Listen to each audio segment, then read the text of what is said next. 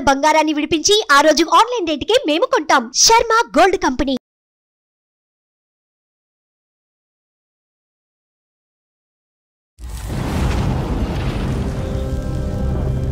నేనున్న ఒక్క కొడుకుని సార్, నేను కాకపోతే ఎవరు చూసుకుంటారు సార్ పేరెంట్స్ ని? సార్ 10 ఏళ్ల జీవితంలోనే నాకు 100 ఏళ్ల జీవితం చూపించింది సార్. ఇప్పుడు నీకు మీ పేరెంట్స్ కావాలా, నేను కావాలా? నేను కావాలంటే మీ పేరెంట్స్ ని మర్చిపో. సైకాట్రిస్ట్ డాక్టర్ దగ్గరికి వచ్చాను, మీతో మాట్లాడుతా అన్నారు. మీతోని నేను ఎందుకు మాట్లాడాలి? వాళ్ళతో వాళ్ళెవరు? ఒక్క క్షణం అండి, కొంచెం టైం ఇవ్వండి ఒక్కసారి. ఏం కంప్లైంట్ చేశాడు ఇప్పుడు నా గురించి? వృద్ధాప్యంలో ఉండేటటువంటి తల్లిదండ్రులను కాపాడవలసినటువంటి బాధ్యత ఏకైక కొడుకు మీద ఉండదా అమ్మా? డబ్బులు ఇస్తామంటున్నాం కదండి. డబ్బులతో అన్ని కొనుక్కుంటారా సునీత గారు? ఏం మాట్లాడుతున్నారండి? సిటీ లైఫ్ లో ఈ రోజు రేపు ఎవరో ముసలోళ్ళు మేలేసుకుని ఎవరో తప్పమ్మా సునీత. ఆ ముసలోళ్ళకి వస్తే ఎన్ని చెయ్యాలండి? ఎన్ని సాకరీలు చేస్తే అవుతాయి అన్ని? అయ్యో, రేపొద్దున్న మనం కూడా అదే పరిస్థితిలోకి వెళ్తాం సునీత. మనం ఇక్కడితోనే ఆగిపోమండి. మేమంత త్యాగమూర్తులో కాదు, నేను మాకంత ఓపికలు లేవు. మీకు నమస్కారం. జీవితాంతం ఆ తల్లిదండ్రులు కొడుకుతో మాట్లాడకుండా ఎలా ఉండగలరమ్మా? ఏ కాలంలో ఉన్నారు మేడం మీరు? మీరు వాస్తవంలోకి రండి సార్. మేము బుద్ధి గడ్డి తిని నీ కాన్ఫరెన్స్ కాల్ కలపమన్నాం. నేనేం తక్కువడేం కాదు, మీ దగ్గర రావుడిలో నటించేస్తున్నాడేమో. ఈ రోజు నీకు గట్టిగా మేము మాట్లాడాలని అనుకుంటే కనుక అతన్ని ఇంటికి వచ్చాక పెన్నం మీద పెట్టి వేయించేస్తావని భయం మాకు. లేదో చెప్తున్నారు కదా, ఇరు ఎన్ని ఇంకేమన్నా ఉంటే చెప్పుకున్నారు. కాళ్ళ మీద పడి ఏడ్చి అప్పుడు రా, నీకు అప్పుడు ఉంది, నీకు ఇంట్లో రా, వచ్చాక చెప్తాను, ఇప్పుడు కాదు. వెల్కమ్ టు అందమైన జీవితం. నమస్తే కళ్యాణ్. నమస్తే జయ గారు. నమస్తే అమ్మా. కళ్యాణ్ గారు, హైదరాబాద్ నుంచి ఒక మెయిల్ వచ్చిందండి. అతని పేరు భాస్కర్. ఒక్క నిమిషం. ఈ ప్రోగ్రామ్కి అందమైన జీవితం అనేటటువంటి ఒక చక్కటి పేరు నామకరణం ఎవరు చేశారు? ఎలా వచ్చింది కాన్సెప్ట్? ఫస్ట్ జీకే గారు, గోపాలకృష్ణ గారు, నేను, మన క్రియేటివ్ హెడ్ ఆయన నేను డిస్కస్ చేసుకున్నాం. ఇలా చేస్తే బాగుంటుందేమో, ఒక చిన్న ఐడియా, జస్ట్ ఒక లైన్ ఫామ్ అయిందండి. వెంటనే మీకు కాల్ చేయటం, మనం ముగ్గురం కూర్చోవటం, మాట్లాడుకోవటం, కాన్సెప్ట్ డిజైన్ చేసేసుకున్నాం కదా. అల్టిమేట్గా మనకేంటి, మన జీవితం సాఫీగా అందంగా వెళ్ళాలనుకుంటాం. సో ఈ పేరు చాలా బాగా కనెక్ట్ అవుతుంది. ఇది చూద్దామా అన్నారు ఆయన. వెంటనే మన ఎండి గారు సుమన్ గారికి చెప్పటం, ఆయన కూడా సూపర్, గో హెడ్ అనేసారు. సో అలా అందమైన జీవితం స్టార్ట్ అయిందండి. చాలా సంతోషం అమ్మా. ఒక కాలర్ ఉన్నారండి, మనకు ఒకళ్ళు మెయిల్ చేశారు హైదరాబాద్ నుంచి. అతని పేరు భాస్కర్ అండి. ఉద్యోగం చేసుకుంటున్నారు, పెళ్ళయింది. సమస్య ఏంటంటే భార్యతో, తన ఫ్యామిలీతో, తన తల్లిదండ్రులతో, ఇటు భార్యతో మధ్యలో నలిగిపోతున్నాను. నేను ఎటు ముందుకు వెళ్ళలేకపోతున్నాను, వెనక్కి రాలేకపోతున్నాను. ఏం చేయాలో నాకు అర్థం కావట్లేదు. చాలా సెన్సిటివ్ విషయం ఇది. డాక్టర్ గారితో ఖచ్చితంగా నా విషయం గురించి మాట్లాడాలి అనే ఉద్దేశంతో మీకు మెయిల్ చేస్తున్నానని చెప్పి పెట్టాడండి అతను. నెంబర్ కూడా ఇచ్చారు, ఒకసారి కాల్ చేసేయమంటారా? పిల్లలు ఉన్నారమ్మా? పిల్లలు ఉన్నారు. హలో భాస్కర్ గారు. మేడం, ఎవరండి మీరు? నేను జయానండి, అందమైన జీవితం, సుమన్ టీవీ అందమైన జీవితం ప్రోగ్రామ్ నుంచి కాల్ చేస్తున్నాను. మేడం నమస్తే. మేడం నమస్తే అండి. మీరు మాకు మెయిల్ పెట్టారు, సో మీతో మాట్లాడదామనేసి కాల్ చేశాను. ఫ్రీ ఉన్నారా? మాట్లాడొచ్చు మేడం. రైట్. డాక్టర్ గారు కూడా ఉన్నారు. ఒక్కసారి మీ సమస్య ఏంటో ఒకసారి బ్రీఫ్గా చెప్తారా? తప్పకుండా మేడం. రైట్. నమస్తే భాస్కర్ గారు. నమస్తే. నమస్కారం సార్. చెప్పండి సార్, ఎవరిది సమస్య? సార్ సమస్య ఏంటంటే, ఎప్పుడైనా సరే మా పేరెంట్స్ పొరపాటున ఎప్పుడైనా మమ్మల్ని చూడాలని వస్తుంది సార్.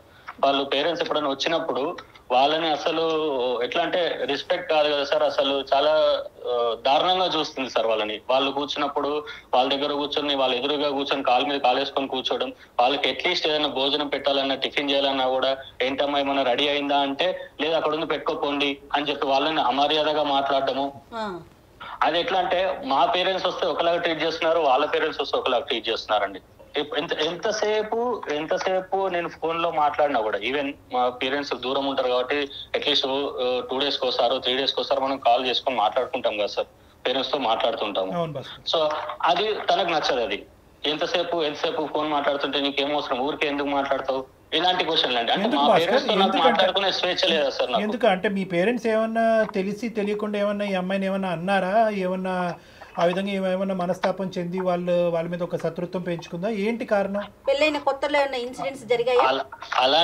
అలాంటిది ఏం లేదు సార్. ఎందుకంటే పెళ్ళైన కొత్తలో మేము అంటే ఒక 1 వీక్ 10 డేస్ అక్కడ ఉన్నాం. పెళ్ళైన తర్వాత జాబ్ ఇక్కడ ఉంది కాబట్టి మళ్ళీ జాబ్ లో జాయిన్ కావాలి కాబట్టి ఏమంటే 1 వీక్ 10 డేస్ లో వచ్చేసాం. ఈవెన్ మా పేరెంట్స్ దగ్గర మేము వెళ్ళినా లేకపోతే మా పేరెంట్స్ ఇక్కడికి రావడం వేళ్ళ మీద లెక్క పెట్టుకోవచ్చు సార్. మరి తన పేరెంట్స్ తో వాళ్ళతో మాట్లాడుకుంటూ ఉంటారా? తన ఇంటికి తను మాట్లాడుకోవచ్చు. కానీ నేను మాట్లాడితే మాత్రం ఎందుకు ఊరికే మాట్లాడము? వాళ్ళు ఎప్పుడన్నా పొరపాటున ఎప్పుడన్నా వస్తే వాళ్ళని వెళ్ళిపోయేటట్టుగా మాట్లాడము.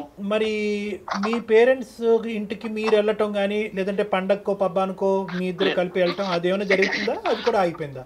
అది కూడా ఆగిపోయింది సార్. ఏంటంటే ఇప్పుడు ఎంతసేపు వాళ్ళ పేరెంట్స్, వాళ్ళ చుట్టాలు, వాళ్ళ ఫంక్షన్స్, ఎంతసేపు వీళ్ళ చుట్టాలు సైడ్ ఇటు సైడ్ పోవడమే తప్పించి మా చుట్టాలకు కానీ మా పేరెంట్స్ దగ్గర కానీ వెళ్ళడం కానీ అసలు జరగట్లేదు సార్. సరే అట్లయినా సరే వీళ్ళు నా వాళ్ళే, వీళ్ళు నాకు పేరెంట్స్ తో సమానం అని చెప్పేసి నేను అట్లయినా సరే అందరూ మన వాళ్ళే అని చెప్పి నేను కలుపుకోపోయేవాడిని సార్. కానీ ఇటు వరకు వచ్చేసరికి ఏంటంటే అవసరం లేదు. 10 years నుంచి ఇదే పద్ధతి అండి, లేకుంటే మధ్యలో మారారు ఆవిడ ఇట్లా? మొదటి నుంచి ఇదే ధోరణండి. ఎట్లా అంటే ఎందుకు ఇంకా ఎట్లా అంటే పీక్స్ కి వెళ్ళిపోతుంది మేడం. మీరు ఎప్పుడైనా చెప్పారండి? ఎప్పుడైనా వాదన జరిగిందా ఈ విషయానికి సంబంధించి? మాట్లాడుకున్నారా కనీసం? ఈ విషయం గురించి ఎప్పుడు టాపిక్ వచ్చినా మాకు పెద్ద వార్ జరుగుతుంది మేడం. మాకు వార్ జరగడము, తను వారం 10 రోజులు మాట్లాడకపోవడము. ఎవరు కాంప్రమైజ్ అవుతారండి? లాస్ట్ నేనే కాంప్రమైజ్ అవ్వాల్సి వస్తుంది మేడం. ఇటు పోయి మళ్ళీ కాంప్రమైజ్ అవ్వాలి. కానీ ఇప్పుడు కాంప్రమైజ్ అయ్యే ఓపిక లేదు మేడం నాకు ఇంకా. అంటే బహుశా ఇప్పుడు భాస్కర్, ఇప్పుడు అమ్మ నాన్నకి సంబంధించినటువంటి అంశం ప్రతిరోజు మీరు మాట్లాడుకోవాల్సినటువంటి అవసరం లేదు కదా. ఆ ఇష్యూ కాకుండా మిగతా అన్ని ఇష్యూస్ లో మీ ఇద్దరు అన్యోన్యంగానే ఉంటారా? మిగతాదంతా బాగానే ఉంటుంది. రీసెంట్ గా ఒక చిన్న విషయం అండి. మా పేరు మార్నింగ్ వాష్రూమ్ లో ఉండగా కాల్ వస్తే తను కాల్ కట్ చేశారండి. నేను చూసుకోకుండా రెగ్యులర్ షెడ్యూల్ లో పడిపోయి ఆఫీస్కి వెళ్ళిపోయాను.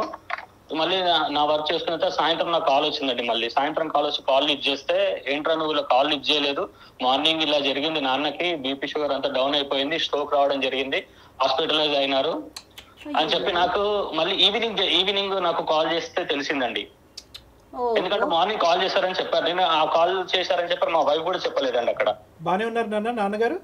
ఇప్పుడు వెల్ అండ్ గుడ్ అండి. ఇప్పుడు అక్కడ అక్క వాళ్ళు కొంచెం దగ్గరలో ఉంటారు కాబట్టి వాళ్ళు వెళ్ళి చూసుకున్నారు. వాళ్ళు ఈ టైంలో ఆడపిల్లలు, ఈ టైంలో మా అక్కలు వెళ్ళారు, వాళ్ళ హస్బెండ్స్ వాళ్ళ డ్యూటీలో ఉన్నారు. ఆడపిల్లలు ఈ టైంలో అసలే కోవిడ్ సిచ్యువేషన్ లో వాళ్ళని తీసుకెళ్లారు రావడం ఎంత ఇబ్బందిగా ఉంటుంది. అదే కనుక నా వైఫ్ నాకు కాల్ వచ్చింది అని ఒక మాట చెప్పుంటే నేను ఏదో ఒక రకంగా కాల్ మాట్లాడి ఫ్రీడమ్ లో మాట్లాడైనా ఏంటి ఎమర్జెన్సీ అని చెప్పి మాట్లాడి నేను హాస్పిటల్ కి సాయంత్రం లోపు మధ్యాహ్నం లోపు వెళ్ళిపోయేవాడిని కదా సార్. ఎంత ప్రాబ్లం అయిపోయింది సార్. నేను ఉన్న ఒక్క కొడుకుని సార్, నేను కాకపోతే ఎవరు చూసుకుంటారు సార్ పేరెంట్స్ ని?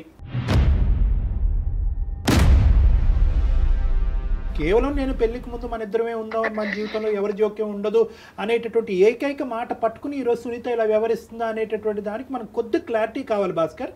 అంటే ఆ అమ్మాయి కేవలం ఒక ప్రైవసీ గురించేనా? ఆ అమ్మాయి కేవలం మీ తల్లిదండ్రులతోనే ఇలాగే ప్రవర్తిస్తుందా, లేదంటే అందరితోనే తనకి సోషల్ కాంటాక్ట్స్ తక్కువ, మీ ఇంట్లోకి ఎవరు రాకూడదు, మీరు ఎవరింటికి వెళ్ళకూడదు అనేటటువంటి ఆలోచన శైలా? కేవలం మీ తల్లిదండ్రుల మీద ఎందుకు ఈ టార్గెట్? కేవలం మా తల్లిదండ్రులు వాళ్ళ విషయం వాళ్ళతో మాట్లాడినప్పుడు కానీ వాళ్ళు వచ్చినప్పుడు కానీ ఏదో ఒకటి జరుగుతుంది సార్. కాదు భాస్కర్, మరి అంటే ఎలాంటి సలహా కోసం మీరు మాకు మెయిల్ చేశారు? డాక్టర్ గారి వైపు నుంచి మీరు ఎలాంటి సలహాను ఎక్స్పెక్ట్ చేస్తున్నారు? మెయిన్ ఇష్యూ ఎక్కడ వచ్చిందంటే మేడం, ఇప్పుడు మా పేరెంట్స్ ఇలా జరిగిందని చెప్పేసి ఆ రోజు ఈవినింగ్ వచ్చి గొడవపడడం జరిగింది మేడం. నాకు చెప్పలేదు, ఎందుకు నువ్వు ఇలా కాల్ కట్ చేయడం జరిగిందని చెప్పేసి ఆ రోజు చాలా పెద్ద గొడవ జరిగింది మేడం. సో అంత గొడవ జరిగేసరికి తను డిసిషన్ ఏమొచ్చేసింది అంటే, ఇప్పుడు నీకు మీ పేరెంట్స్ కావాలా నేను కావాలా? నేను కావాలి అంటే మీ పేరెంట్స్ ని మర్చిపో, నాకు విడాకులు ఇచ్చేసేయండి. అంటే ఇంతకు మించి మీరు మీ పేరెంట్స్ దగ్గర నుంచి దూరంగా ఉండటం ఏంటి భాస్కర్? ఇప్పుడు వాళ్ళు మీ ఇంటికి రాంది లేదు, నువ్వు వాళ్ళ ఇంటికి పోలేదు, ఆఖరికి ఒక మాట సాయం లేదు, ప్రాణాల మీదకి వచ్చినా ఫోన్ కాల్ ఎత్తే పరిస్థితి లేదు. ఇంతకంటే తెగదెంపులు ఏం కావాలి? ఆల్రెడీ ఎవ్రీథింగ్ అయినట్టేగా 10 సంవత్సరాల్లో, ఇంకా ఏం కావాలంటే ఆవిడకి? అంటే ఇప్పటి నుంచి మీరు కాల్స్ కూడా మాట్లాడదు ఇంక ఇప్పటి నుంచి. ఇప్పుడు వరకు కంట్రోల్, ఇప్పుడు కమిట్మెంటా? ఇప్పుడు అలాగే అనిపిస్తుంది సార్. అంటే దాని అర్థం ఏంటో నాకు అర్థం కావట్లేదు సార్. ఇదేదో ఒక సైడ్ ఆఫ్ ది కాయిన్ మేము చూస్తున్నట్టు నాకు అనిపిస్తుంది. ఖచ్చితంగా ఈ ఇష్యూలో అయితే మాత్రం మీ భార్యమణితో మాత్రం మాట్లాడవలసినటువంటి అవసరం ఉంది. ఆవిడ వర్జన్ ఏంటి అన్నది తెలుసుకోవాల్సిన అవసరం ఉంది. ఎందుకంటే ఏ కారణం లేకుండా వృద్ధాప్యంలో ఉన్న పెద్ద వయసులో ఉన్న ఇద్దరు మనుషుల్ని అసలు ఏ కనికరం, మానవతా దృక్పథం లేకుండా దూరం పెట్టే ఆలోచన ఒక స్త్రీకి ఎందుకు ఉంటుంది అన్నది మనం తెలుసుకోవాలి. అంటే అవకాశం ఉంటే 10 ఏళ్ళ జీవితంలోనే నాకు 100 ఏళ్ళ జీవితం చూపించింది సార్. ఆమె గయాలతనం అట్లా ఉంటుంది. ఆమె నోట్లో నోరు పెట్టకపోతే ఎంత బాగుంటే అంత దూరం ఉంటే అంత మంచిగా ఉంటుంది సార్. కాదండి, తను ఏం చేస్తుంటారు? హౌస్ వైఫ్ అయినా? తను జాబ్ చేస్తారు మేడం. తను కూడా ఎంప్లాయీ. ఒకసారి ఏమన్నా మాట్లాడొచ్చా భాస్కర్? సార్ నేను ప్రయత్నం చేస్తాను సార్. నేను ఒకసారి కాల్ కలుపుతాను, మీరు కూడా ఒకసారి మాట్లాడండి సార్ తనతో. పర్వాలేదా? నో ప్రాబ్లం కదా? అంటే జస్ట్ అసలు ఆవిడ వర్షన్ ఎలా ఉందని తెలుసుకోవటం కోసం. ఓకే సార్, కాల్ కల్పండి. ఏంటి డాక్టర్ గారు అంటే మనం ఇప్పుడు అతను కావాలి, అతన్ని కని పెంచి ఇక్కడ దాకా తీసుకొచ్చిన తల్లిదండ్రులు వద్దా? రేపొద్దున్న మరి మన పిల్లలకి మనం ఏం చెప్తాం? అంత దూరం ఆలోచించరు కదా, ఇక్కడే స్టోరీ. తాత చిప్ప తరతరాలు అంటారు. హలో హలో, ఏం చేస్తున్నావు? ఏదో చేస్తున్నాను. ఏంటి ఇప్పుడు? ఏం చెప్పండి. పిల్లలు ఏం చేస్తున్నారు? ఆన్లైన్ క్లాసులు జరుగుతున్నాయి కదా, కూర్చున్నారు అక్కడ. తెలుసు కదా, మళ్ళీ నన్ను అడుగుతావేంటి? అయ్యో ఏంటి, ఎందుకు చేసావు? చెప్తాను సరే. నేను ఇక్కడ సార్ని డాక్టర్స్ దగ్గరకు వచ్చాను, సైకాట్రిస్ట్ డాక్టర్ దగ్గరకు వచ్చాను. మన సమస్య గురించి ఒకసారి సార్ కూడా మీతో మాట్లాడుతా అన్నారు. మీతోని నేను ఎందుకు మాట్లాడాలి వాళ్ళతో? వాళ్ళెవరు? నాకేం సంబంధం వాళ్ళతోటి?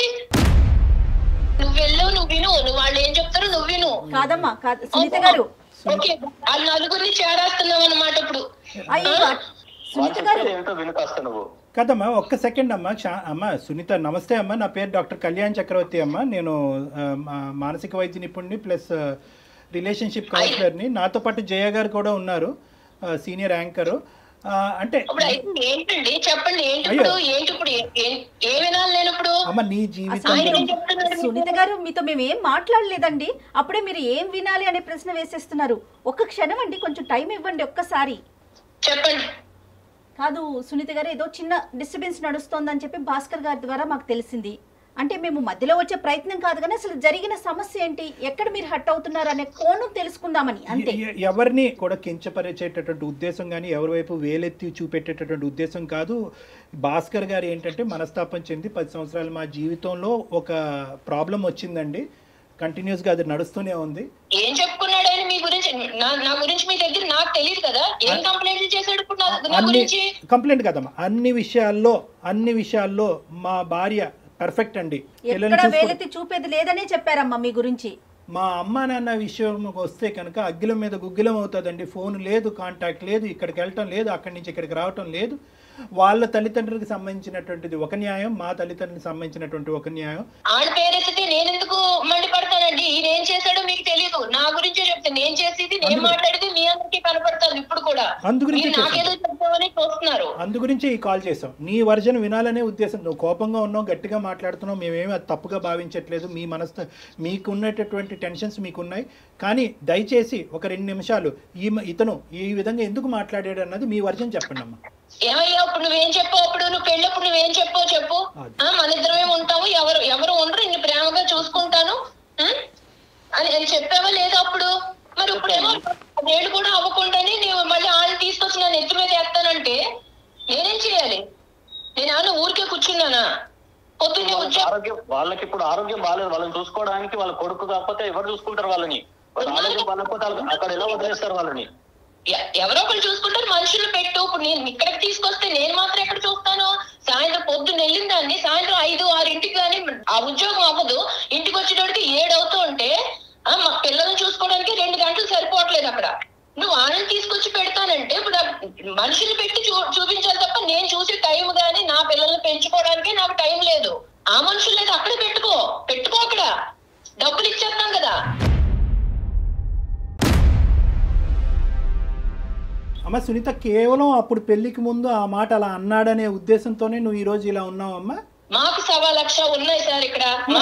మాకు పిల్లలు లేచి మేమిద్దరం బయటికి వెళ్ళి ఇంటికి వస్తేనే గానీ కుదరదు. పొద్దున్న సాయంత్రం పిల్లల్ని చదివించుకోవాలా, వాళ్ళని ఎలా పెంచుకోవాలి, పొద్దున్నే లెగాలి, ఇంట్లో వంటలు చేసుకోవాలి, పనులు ఇవే సరిపోతున్నాయి. కానీ మధ్యలో ఈ కరోనాలు, దరిద్రాలు ఇవి ఒకటి సచ్చినాయి కదా. ఇప్పుడు అలా కదమ్మా, కరోనా సునీత గారు, కరోనా ఉండొచ్చు, ఏదన్నా ఉండొచ్చమ్మా, కానీ వృద్ధాప్యంలో ఉండేటటువంటి తల్లిదండ్రులను కాపాడవలసినటువంటి బాధ్యత ఏకైక కొడుకు మీద ఉండదా అమ్మా? డబ్బులు ఇస్తామంటున్నా చూసుకుంటున్నాం కదండి. అక్కడ డబ్బులతో అన్ని కొనుక్కుంటారా సునీత గారు? ఏం మాట్లాడుతున్నారండి? సారీ అండి ఇట్లా అంటున్నందుకు. ఎవరో సిటీ లైఫ్ లో ఈ రోజు రేపు తెల్లారు లేసి ఎవరికాళ్ళు ఉద్యోగాలు చేసుకుంటా సాయంత్రం నైట్ అయిపోయి ఇంటికి వచ్చేటప్పటికి ఎవరో ముసలోళ్ళు మేరేసుకుని ఎవరో చూడట్లేదండి. ముసలోళ్ళు అదే మాట అనుకోమ్మా. రేపొద్దున్న మనం కూడా అదే పరిస్థితిలోకి వెళ్తాం సునీత. మనం ఇక్కడితోనే ఆగిపోమండి. మానవత్వం మంట కలిసిపోలేదమ్మా, అర్థం చేసుకో. వాళ్ళలాగా మేము వచ్చి మీరు పడవండి, పిల్లల మీద మేము పడవం, వాళ్ళు వచ్చి పడతారేమో, మేము వచ్చి పడవం. మా ప్లాన్లు మాకు ఉంటాయి. రేపొద్దున వృద్ధాప్యం అనేటటువంటిది ఎక్స్క్లూజివ్ గా భాస్కర్ తల్లిదండ్రులకు కాదు, మీ తల్లిదండ్రులకి వృద్ధాప్యం వస్తుంది, మీకు వృద్ధాప్యం వస్తుంది. రేపొద్దున పెద్ద అయిన తర్వాత మీ పిల్లలు కూడా వాళ్ళ భార్యలు అంటారు, అరే డబ్బులు పడేసారా ఎందుకు పోయి చూసేదని అంటారు వాళ్ళ భర్తలతో. అది ఓకేనా మీకు? అదే చెప్తున్నానండి. ఇప్పుడు వాళ్ళు మా అమ్మ నాన్న గురించి నేనే వాళ్ళని విడిగా చూసుకోవట్లేదు. వాళ్ళు చూసుకోవాలని నాకు ఉంది. వాళ్ళు పెద్దోళ్ళు అయిపోయారు కానీ నేను వాళ్ళని చూసుకోవట్లేదు. ఎందుకంటే నాకు అంత టైం లేదు. అది అర్థం చేసుకోరేంటండి? ఎన్నని చెయ్యాలి? బయట చెయ్యాలా, ఇంట్లో చెయ్యాలా ఈ పనులు? ఈయన వచ్చేసి ఆయనకేమో ఇంట్లో పనులు ఏముండవు, బయట పనులు ఆయనతో సమానంగా నేను చేస్తున్నాను. ఆ ముసలోళ్ళకి వస్తే ఎన్ని చెయ్యాలండి? ఎన్ని సాకరీలు చేస్తే అవుతాయి ఎన్ని? వచ్చి కూర్చుంటే అయిపోయింది అనుకుంటున్నారా? కానీ మీరు ముసలోళ్ళు అనే ఆ పదాన్ని మాత్రం ఆపుకోలేకపోతున్నారండి సునీత గారు. అది వినటానికి కూడా చాలా బాధ అనిపిస్తుందమ్మా. ఉన్నప్పుడు ఆరోగ్యంగా ఉన్నప్పుడు వేరే వాళ్ళు లేందే మీ భర్త వచ్చారా, లేకుంటే మీ తల్లిదండ్రులు లేందే మీరు వచ్చారా? ఒక్కసారి ఆలోచించండి. ఏ కాలంలో ఉన్నారు మేడం మీరు? ఏ కాలంలో ఉన్నారు? మాకు కుదరట్లేదని చెప్తున్నాం కానీ చూడమని అనట్లేదు కదా, డబ్బులు ఇస్తాం అంటున్నాం కదా. అమ్మ మీరేమన్నా అమెరికాలో ఉన్నారమ్మా? హైదరాబాద్ లోనే కదా ఉన్నారు. కుదరకపోవటం ఏంటి? హైదరాబాద్ లో ఉంటే ఇక్కడ మాకు నడవదండి. మాకు నడవదు. వాళ్ళు కూర్చోబెట్టి వాళ్ళకి చాకరీలు చేసి వాళ్ళకి సేవలు చేసే టైం మాకు లేదు. పిల్లల్ని చూసుకోవాలా, ఇవి చెయ్యాలా, మాకుండే బాధలు మాకున్నాయి. అంతేగాని నేను చూడను అనట్లా. డబ్బులు ఇస్తాం అక్కడ ఉంచుకోమంటున్నా. ఎవరు మా ఇంటి దగ్గర మాట్లాడటానికి వేరే కారణం ఏదైనా ఉందా వాళ్ళ వైపు నుంచి? అడగండి. అక్కడ ఉన్నారు కదా ఆయన, మీ దగ్గరికి వచ్చాడు కదా ఆయన, ఏదో చెప్పుకుంటున్నాడు కదా నా మీద కంప్లైంట్లు.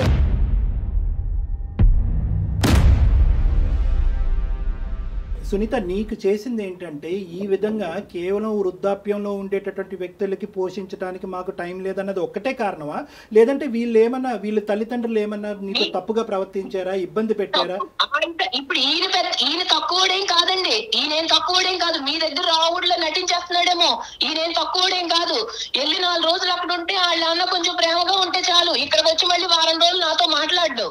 మరి నాకెలా ఉంటుంది? నేను అన్ని వదిలిపెట్టుకుని వచ్చాను కదా. నాకు మాత్రం ఇంకెవరన్నా ఉన్నారా? ఈయన పిల్లలే కదా. తెల్లారు లేసి ఏళ్ళ కోసమే కదండి మేము కష్టపడేది.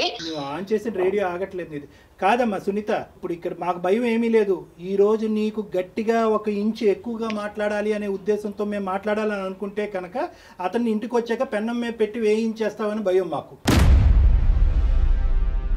ఇప్పుడు నన్నేదో నేనేదో కొత్తగా ఈ లోకంలో నేను ఒక్కదాన్ని ఏదో అన్నట్టు మీ అందరూ కలిపి నాకు జడ్జిమెంట్ ఇస్తున్నారు కదా. ఎలాగో ఉంది, రమ్మనండి చూస్తాం ఇవన్నీ. నాకు ఇప్పుడే చెప్తున్నారు మేమంత త్యాగమూర్తులో కాదు, మాకంత ఓపికలు లేవు. మీకు నమస్కారం.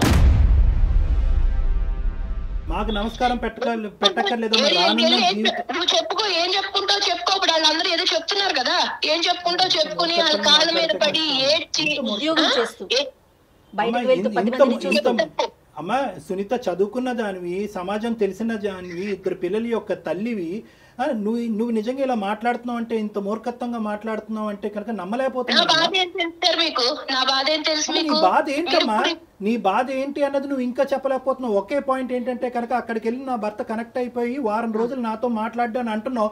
వారం రోజులు నీతో మాట్లాడకపోతే ఉండలేనటువంటి నువ్వు జీవితాంతం ఆ తల్లిదండ్రులు కొడుకుతో మాట్లాడకుండా ఎలా ఉండగలరమ్మా? నీకు అర్థం కాదా? పెళ్లి చేశారు కదా, పెళ్లి చేయకుండా ఉండాల్సిందండి. అప్పుడు మా సంస్కృతులు మాకు ఉన్నాయి. పెళ్లి చేయకుండా ఉండాల్సింది, ఇంట్లోనే పెట్టు కూర్చోవాల్సింది. పెళ్లి చేసుకుంటే భార్యకి భర్త, భర్తకి భార్య, ఇటు కుటుంబం లేదు అటు కుటుంబం లేదు. టైం లేదండి. మీకు అర్థం కాదా చెప్తుంటే? టైం లేదు. నన్ను బాధ పెడతారు అంటున్నారు. నీ పిల్లల్ని చూసుకోవటానికి టైం లేదనే మాట అనట్లేదే. నిన్ను నువ్వు చూసుకోవటానికి టైం లేదనే మాట అనట్లేదే. నీ ఉద్యోగానికి వెళ్ళడానికి టైం లేదనే మాట అనట్లేదే. అవును, మా పిల్లలు కదా మేము చూసుకోవాలి. మా పిల్లలు చిన్నపిల్లలు కాబట్టి మేము చూసుకోవాలి. వాళ్ళ చదువులు చెప్పించాలి. వాళ్ళు రేపు పొద్దున కాళ్ళ మీద నిలబడ్డాక మేము వెళ్ళి వాళ్ళ మీద కూర్చోకూడదు కదా. ఇంతేనమ్మా మానవ సంబంధాలు. ఎవరిని వాళ్ళు పోషించుకుని వాళ్ళ పిల్లల్ని చూసుకోవటమే మానవ సంబంధాల. మన అవసరం తీరిన తర్వాత తల్లిదండ్రులను తీసుకెళ్లి ఓల్డేజ్ హోమ్స్ లోని వృద్ధాశ్రయాలు పడేయటమైనా. ఇందుకేనమ్మా ఉమ్మడి కుటుంబాలు నాశనం అయిపోతున్నాయి. ఇందుకే ఉమ్మడి కుటుంబాలు నాశనం అయిపోతున్నాయి. మీరు వాస్తవంలోకి రండి సార్. చెప్పుకోవడానికే బాగుంటాయి ఉమ్మడి కుటుంబాలు చాలు. వాస్తవంలో మీరు మాట్లాడితే అప్పుడు మీకు తెలుస్తుంది. అమ్మ డబ్బులు పడేస్తే అన్ని కొనుక్కోవచ్చు అని అనుకోద్దమ్మా సునీత. డబ్బులు పడేస్తే అన్ని కొనుక్కోవచ్చు రానున్న రోజుల్లో నీ స్థానాన్ని ఆలోచించలేకపోతున్నావు కాదు. మేము బుద్ధి గడ్డి తిని నీ కాన్ఫరెన్స్ కాల్ కలపమన్నాం. మాకు అయిపోతుంది ఇక్కడ మేము 10 నిమిషాలు నిన్ను భరించలేకపోతున్నాం. తప్పుగా నేను ఎవరితో ఇలా మాట్లాడలేదమ్మా. కానీ నీ మాట ఏం బాధండి? మిమ్మల్ని శారీరకంగా హింసిస్తున్నారా, మానసికంగా హింసిస్తున్నారా? ఏం బాధపడుతున్నారో మీరు? మేము అనుకున్నట్టు ఆయన ఉండడు సార్, ఉండడు. తెల్లారు లేచి వాళ్ళ పాటే అమ్మ నాన్న ఏమైపోతున్నారు, ఇక్కడ మీ పిల్లలు ఏమైపోతున్నారు ఆయనకి అక్కర్లేదు. కాదమ్మా సునీత, ఒక్కసారి కొంచెం నిదానంగా ఆలోచించండి. ఇవాళ రేపు పెద్దవాళ్ళు లేక ఉద్యోగాలు చేసే ఆడవాళ్ళం ఎంత నలిగిపోతున్నాం కదా. అది మీ సైడ్ కావచ్చు, అతని సైడ్ కావచ్చు. ఒక పెద్దవాళ్ళు అమ్మో అమ్మమ్మో నాయనమ్మో ఎవరన్నా ఒకరుంటే రేపొద్దున మన పిల్లలకి ఆసరా కాదు. మాకు ఎక్స్ట్రా పని తప్ప వాళ్ళ వల్ల మాకు ఉపయోగం లేదు. అసలు ఒక్క నిమిషం 1 మినిట్ కూడా ఈ రోజు నుంచి నెక్స్ట్ రోజు గురించి ఆలోచించలేకపోతున్నాము. నీకు broad minded thinking, futuristic thinking లేదు. సారీ నిన్నేమి నిందించట్లేదు, కానీ ఒక్క మాట నా బాధ కూడా మీరు అర్థం చేసుకుని చెప్పుంటే బాగుండేది. అదే కదమ్మా, అదే కదా తల్లి. భాస్కర్ ఫోన్ చేసినప్పుడు ఏంటయ్యా ఇలా మాట్లాడుతుంది ఒక ఆడది, అలాగే ఎక్కడో ప్రవర్తించేటటువంటి దానికి దాఖలాలే లేవు అని చెప్పి పొగుడుతున్నాడు నీ భర్త నీ గురించి. అన్ని ఇష్యూస్ లో బాగుందండి ఇది అది అని చెప్పి నీ నోటి ద్వారానే ఈ రోజు నువ్వు నీ జీవితాన్ని చండాలం చేసుకున్నావు అమ్మా. ఇప్పటి వరకు నీ మీద మాకు ఎటువంటి నెగిటివ్ ఇంప్రెషన్ చెప్పుకుంటే మీకు అలా అనిపిస్తుంటే నేనేం చేయలేను కదా. నా బాధ ఇది నా బాధ. ఈ మనిషి మీ ఇంట్లోంచి వాళ్ళ తల్లిదండ్రులు బాగోగులు తెలుసుకోవటం గురించి దొంగతనంగా ఫోన్ మాట్లాడవలసిన అవసరం ఏముందమ్మా? అతను నిజం చెప్తున్నాడు, అబద్ధం చెప్తున్నాడు, పోనీ దీనికన్నా చెప్పు. అవునండి, వాళ్ళు మాట్లాడుకునేది ఏంటనుకుంటున్నారు? నా గురించి చెప్పుకోవడమే తప్ప వాళ్ళు మామూలుగా మాట్లాడుకోరు సార్. నేను ఎందుకు ఊరికే వద్దంటాను, ఎందుకు చెప్తాను? దాంట్లో అక్కడ జరిగేవి ఏంటంటే ఇక్కడ నేనేం చేస్తున్నాను, నా గురించి కంప్లైంట్లు చెప్పడమే అతనికి పని, వేరే పని ఏమీ లేదు. అక్కడి నుంచి వాళ్ళు చెప్పినట్టు ఈయన నడుచుకుంటాడు ఇక్కడ. తెలుసు ఎన్ని అదే ఉద్దేశంతో మొన్న ఫోన్ కాల్ కట్ చేసావు. అతని ప్రాణాల మీకు వచ్చుంటే అమ్మా, పెద్ద ఆయన ప్రాణాల మీకు వచ్చుంటే ఈ రోజు నాకేం తెలుసండి వాళ్ళు ఎందుకు చేశారో నాకేం తెలుసు. రోజు ఈ చర్చా కార్యక్రమాలు పెట్టుకుంటారని నేను కట్ చేశాను, అంతేగాని అడుగుంట్లో పోలేదని నాకు తెలుసా? తెలిస్తే కట్ చేస్తానా? కాదా మరి ఆ పెద్దానికి ఏమైనా జరుగుంటే దగ్గరలో ఆడపిల్లలు ఉన్నారు కాబట్టి హాస్పిటల్ ఏం జరగదులేండి, ఎప్పట్లో ఏం జరగదు. దివ్య భవిష్యవాణి ఏదో అంటారు, అన్ని ఉన్నట్టున్నాయమ్మా నీ దగ్గర అన్ని. అమ్మా ఐఎమ్ సారీ అమ్మా, జీవితం అంటే ఇది కాదమ్మా. భాస్కర్ ఇంకా సేపు మేము మాట్లాడితే నీ సిచ్యువేషన్ ఇంకా డిటీరియేట్ అయ్యేటట్టుంది. అందమైన జీవితం యొక్క పర్పస్ ఏంటంటే ఉన్న స్థితిని అలాగన్నా ఉంచాలి, లేదంటే కరెక్ట్ చేయాలి. ఉన్న స్థితిని దిగ్గజార్చేటటువంటి ఉద్దేశం మాకు లేదు. పెనం మీద నుంచి పొయ్యిలో పడే పరిస్థితిని మేము తీసుకురాం మిమ్మల్ని. సారీ అండి సునీత గారు, సారీ అమ్మా. చెప్తారు వాళ్ళు ఏదో చెప్తున్నారు కదా, ఇరు ఎన్ని ఇంకేమన్నా ఉంటే చెప్పుకున్నారు, కాళ్ళ మీద పడి ఏడ్చి అప్పుడు రా, నీకు అప్పుడు ఉంది, నీకు ఇంట్లో రా, వచ్చాక చెప్తాను, ఇప్పుడు కాదు చెప్తాను రా కానీ అప్పుడు. భాస్కర్ సార్ ఇదే సార్ తన వర్షన్. దీన్ని వర్షన్ అంటారయ్యా, దీన్ని వర్జన్ అంటారా? నువ్వు 10 సంవత్సరాలు భరిస్తూ ఒక్కొక్క మెట్టు దిగుతూ తల్లిదండ్రుల్ని దూరం పెట్టుకుంటూ వాళ్ళని ఇబ్బంది పెట్టి నువ్వు ఇబ్బంది పడుతూ ఇదంతా నువ్వు చూసేటటువంటి పిల్లలు ఏమి నేర్చుకుంటారు? రైట్, ఓకే, అమ్మకి నాన్నకి కూడా ఇదే సినిమా చూపెడదాం రానున్న రోజుల్లో అని చెప్పి నీ కొడుకులు అనుకోరా? సార్ పెళ్ళైనంత మాత్రాన మొత్తం అంతా పూర్తిగా భార్యకు లొంగి ఉండాలా సార్? ఆ ప్రశ్న మీరు ఇప్పుడు కాదండి, 10 ఏళ్ల క్రితం మాట్లాడాల్సిన ప్రశ్న ఇది. 10 ఏళ్ళండి భరించేది. Starting trouble, ending trouble. Starting trouble ని సెట్ చేసుకోకపోతే ఎండింగ్ ట్రబుల్. కళ్యాణ్ గారు అసలు ఆవిడ వర్షన్ ఏంటండి? ఎటువైపు ఆలోచించట్లేదు తను. ఆవిడకి ఏదో ఒక విచిత్రమైనటువంటి వ్యక్తిత్వపరమైనటువంటి లోపం ఉందబ్బా. పర్సనాలిటీ డిసార్డర్స్ అంటారు వీటిని. ఏం చేయమంటారు సార్? నాకు ఒక మంచి సొల్యూషన్. అంటే ఎలాంటి డెసిషన్ తీసుకుందాం అనుకుంటున్నారు భాస్కర్ మీరు? నేను కావాలంటే వాళ్ళని వదిలేయండి. ఓకే, తన వర్షన్ కాదు, ఇక్కడ కూడా మీరు తన వర్షనే చెప్తున్నారు. మీ వర్షన్ చెప్పండి. ఇక నేను భరించలేను మేడం. నేనైతే వదిలేద్దామని డిసిషన్ తీసుకుందాం అనుకుంటున్నాను. విడిపోవాలనేటటువంటి ఉద్దేశంతో మేము చెప్పట్లేదు, కానీ అది నిజంగా మీరు చేసి చూపెట్టాలి. అంటే నేను ఇంకా భరించలేకపోతున్నాను అనేటటువంటి దానికి యాక్షన్ ప్లాన్ కావాలి. ఇక్కడ తల్లిదండ్రుల్ని కాపాడుకోవటం అనేది మీ బాధ్యత. రేపొద్దున మీ పిల్లల్ని మిమ్మల్ని చూస్తారా చూడరా అనేటటువంటి అంశం తర్వాత పెట్టండి. మీ తల్లిదండ్రులు మీకేం అన్యాయం చేయలేదు, మీకేమీ తక్కువ ఇవ్వలేదు. మీ తల్లిదండ్రులు ఎప్పటికీ కూడా మమకారం ప్రేమతోనే మిమ్మల్ని ఇప్పటి వరకు పెంచి పోషించారు. పెళ్ళి అనేటటువంటి ఈ అంశం వాళ్ళ జీవితానికి ఒక శాపం కింద మారిపోయింది. కాబట్టి వాళ్ళని కాపాడుకునేటటువంటి ప్రయత్నంలో మీ ఆవిడకి ఒక గట్టిగా బుద్ధి చెప్పేటటువంటి ప్రయత్నం చేయండి. అంటే కొట్టండనో తిట్టండనో హింస పెట్టండో అని చెప్పట్లేదు. నేను మా తల్లిదండ్రులకు స్థానం లేనటువంటి నా జీవితంలో నీకు కూడా స్థానం లేదు అనేటటువంటి వార్నింగ్ ఇచ్చి మీ పిల్లలతో పాటు మీరు దూరంగా ఉండేటటువంటి ప్రయత్నం చేయండి. సో ఒక్కసారి బెదిరించమంటారా? అంటే దాన్ని బెదిరింపు అంటారా లేదంటే ఒక విధమైనటువంటి ట్రీట్మెంట్ అంటారా అనేది మీకు వదిలేస్తున్నాను.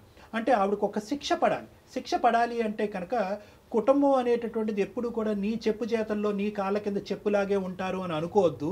నాకు ఒక అహంకారం ఉంది, నేను ఒక మగాడిని, నేను ఒక ఇద్దరు తల్లిదండ్రులకు ఒక కొడుకుని, నేను మగాడిని అనేటటువంటి ఆలోచనతో, అంటే మగ ఆడిన అనేటటువంటిది నేను వ్యత్యాసం చేయట్లేదు.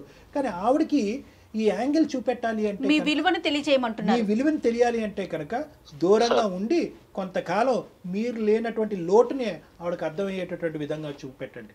మళ్ళీ ఆవిడ మాట తీరు చూడండి, ఏ విధంగానూ కాంప్రమైజ్ కాదాయే. కాన్ఫరెన్స్ కాల్ సునీత కలపమన్నాం, అక్కడి నుంచి అసలు వాళ్ళ తల్లిదండ్రులు కలిపి ఉంటే కనుక వాళ్ళు కొడుకుని దూరం చేసుకుని ఎంత బాధపడుతున్నారో అక్కడ అసలైన వర్జన్ తెలుసు. నాకు ఇంకొక విషయం ఏమనిపించిందో చెప్పనండి.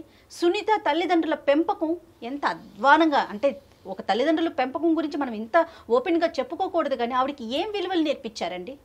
వాళ్ళు ఏమైనా చెప్పడానికి ట్రై చేశారా భాస్కర్? ఒక లాస్ట్ క్వశ్చన్, వాళ్ళు మీ అత్తగారు సునీతకి ఏమైనా చెప్పడానికి ట్రై చేశారు? అలాంటివి చాలా జరిగాయి సార్, చాలా జరిగాయి. అవి అప్పటికి అవి అంతవరకే ఉంటాయి సార్, మళ్ళీ తర్వాత సేమ్. రైట్ భాస్కర్, ఒక్కసారి డాక్టర్ గారు చెప్పింది ఆలోచించండి, త్వరపడండి, మంచి నిర్ణయం తీసుకోండి. Thank you madam. చక్కని డెసిషన్ తీసుకోండి, చక్కగా ఉండండి. Thank you sir. All the best Bhaskar. Thank you sir.